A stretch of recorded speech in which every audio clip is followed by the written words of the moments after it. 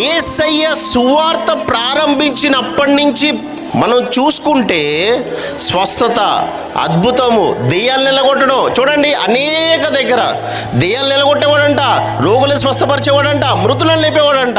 అంటే యేసయ్య భూమి మీద సువార్త ప్రారంభించినప్పటి నుంచి మొదలుకుంటే ఇవి లేకుండా ఆయన సువార్త లేదు.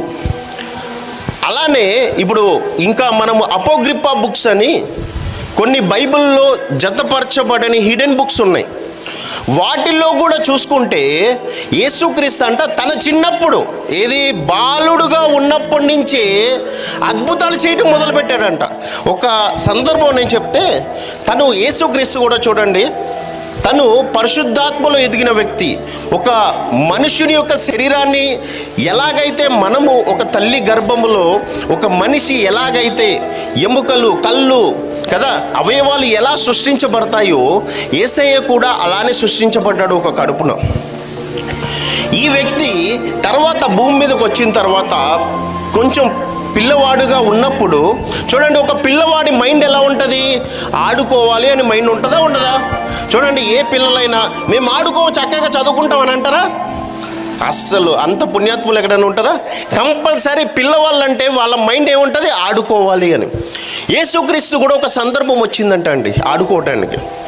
ఆ మూమెంట్లో తన దగ్గరికి జనాలు రావాలంటే భయపడేవాళ్ళంట. ఆ మూమెంట్లో ఆయన ఏం చేసేవాడంటే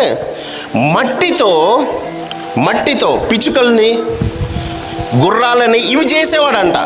కాకపోతే అక్కడ అద్భుతం ఏం జరిగిందంటే, ఈయన ఎప్పుడైతే మట్టితో ఒక రూపాన్ని చేశాడో వెంటనే దానిలోకి జీవాత్మ విడుదలై అది ఒక ఆకారముగా ఫామ్ అయిపోయి ఎగరటం మొదలుపెట్టిందంట. ఇప్పుడు ఆయన పక్షి చేస్తే ఒక పక్షి తయారైపోయింది, ఒక గుర్రం చేస్తే ఒక గుర్రం అయిపోయిందంట. అంటే ఈయన చిన్నప్పటి నుంచి, అంటే యేసుక్రీస్తు దేవుడు అనే దానికి తన పుట్టుక నుంచి తను చనిపోయి తిరిగి లేచేంత వరకు అద్భుతాలే ఉన్నాయి, సూచక క్రియలే ఉన్నాయి.